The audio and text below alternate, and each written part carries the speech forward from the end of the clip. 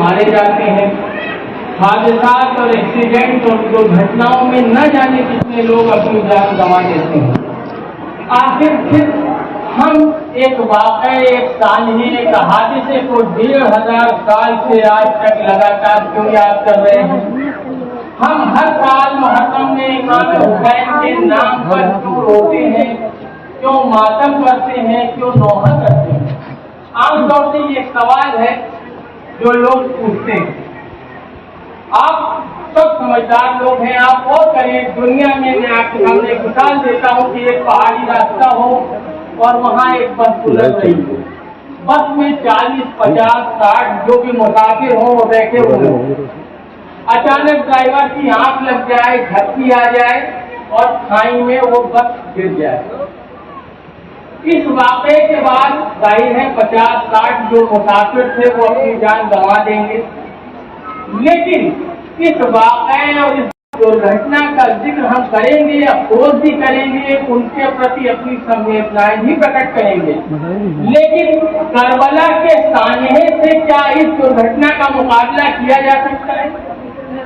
दुनिया में जब अमेरिका ने हिरोशिमा और नागासाकी पर एटम बम गिराया, हजारों लोग जाँ बहक हो गए, न जाने कितने लोग उसके बाद तक मरते रहे। तो क्या ये वाकया ऐसा नहीं कि हम इसका बार बार जिक्र करें, इस पर हर साल जुलूस निकालें?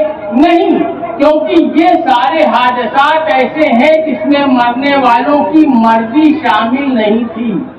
खास बात है और तवज्जो का पॉइंट है कि ये आप समझें कि इमाम हुसैन ने जो महाबलिदान करबला में पेश किया, उसकी शान ये है कि आप ही नहीं कि आपके फौज के तमाम अफराद इस बात पर पूरी तरह तैयार थे कि इमाम हुसैन ने जिस वक्त यजीद की बैत से इनकार किया तो सबको पता था कि इसका अंजाम क्या होने वाला है। सब जानते थे कि जानों को कुर्बान करना पड़ेगा और सब, जिसमें इमाम हुसैन के साथियों की तादाद 72 बताई जाती है और ये 72 की तादाद भी तब पूरी होती है जब इमाम हुसैन के 6 महीने के बच्चे को भी हम इसमें जोड़ दें। तो ऐसी कोई फौज होती है, ऐसा कोई लश्कर होता है जिसके मुकाबले पर 30,000 लोग खड़े हों और ये 72 छोटे से अफराद की जमात उनके सामने मुकाबला कर रही हो। इमाम हुसैन ने क्या कारनामा किया था ये समझने के लिए आप समझें कि यजीद कितना बड़ा शासक था, उसके पास कितनी बड़ी और कितनी विशाल सल्तनत थी। इतिहास की किताबों में मिलता है कि यजीद की हुकूमत उस वक्त, यानी जिसे आज सीरिया कहा जाता है, उसे कल शाम कहा जाता था, वहां से स्पेन तक और स्पेन से लेकर सिंध जो पाकिस्तान का हिस्सा है वहां तक फैली हुई थी। ऐसे क्रूर, ऐसे जालिम, ऐसे ताकतवर बादशाह के सवाल बैत पर इनकार करने का मतलब आप समझ सकते हैं कि इमाम हुसैन ने क्या कारनामा अंजाम दिया। इस मिसाल को आप यूं भी समझें कि अगर कोई इस बात को समझना चाहता है कि इमाम हुसैन ने कितने बड़े शासक की आंखों में आग डालकर इनकार किया, तो वो ये अंदाजा करे कि वो अपने तंग एक मामूली हाकिम के खिलाफ बोलने से कतराता है, न कि वक्त के सुपर पावर की सवाल बैत पर इनकार करना और तमाम छोटी सी जमात का यकजा रहना इमाम हुसैन को ऐसे बलिदान करने और हमें उसको याद करने के लिए प्रेरित करता है जिसने आलमे इंसानियत में एक नई जान फूंक दी। जबरदस्ती किसी शासक का, किसी ताकतवर बादशाह का कमजोर को अपने कदमों में झुकाने का मिजाज नया नहीं है।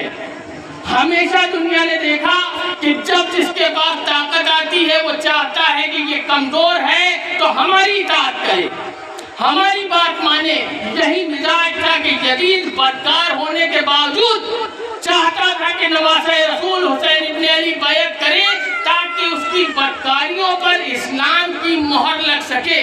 इमाम जानते थे, लिहाजा इसीलिए आपने सिर्फ बैत के लिए इनकार नहीं किया, बल्कि आपने यजीद से कहा कि हम जैसे तुझ जैसों की बैत नहीं कर सकते, یہ ہم جیسے کہ مانی ہیں کہ جو سچے ہیں، جو سچرت ہیں، وہ کبھی کداچاری دراچاری پارٹی کے آگے سر نہیں جھکا سکتے۔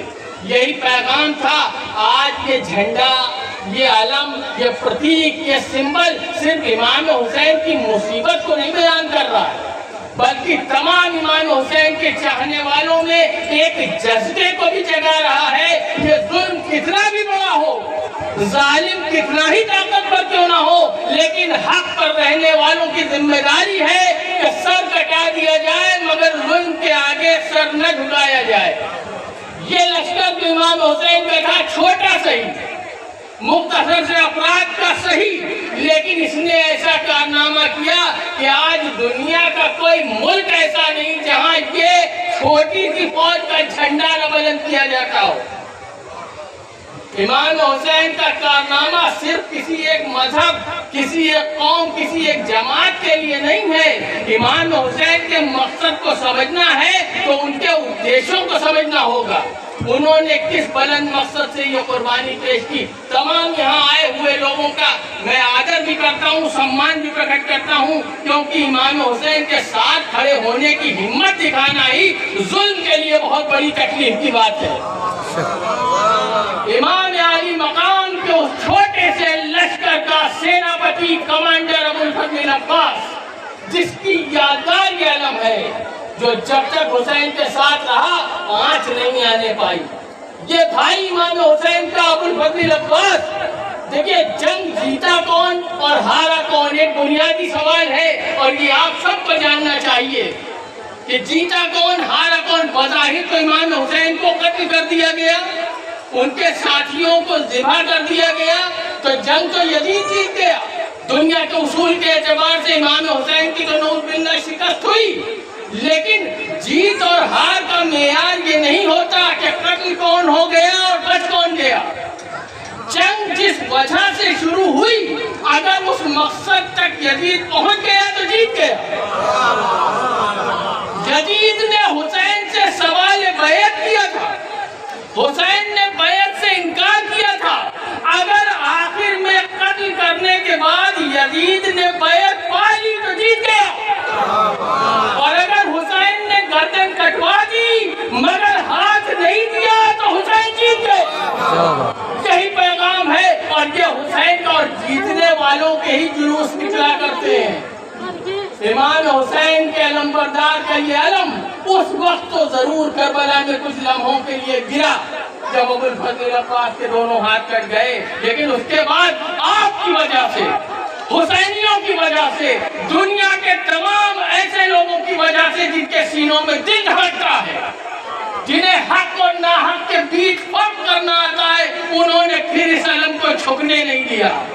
اور یہ ہماری ذمہ داری ہے کہ ہم ہمیشہ حسین کے اصولوں کو، ان کے مشن کو زندہ رکھنے کے لیے حسین کے پرچم کے نیچے کھڑے ہوں۔ آپ سب سے گزارش ہے کہ ایک مرتبہ دونوں ہاتھ اٹھا کر لبیک یا حسین کا نعرہ لگائیں۔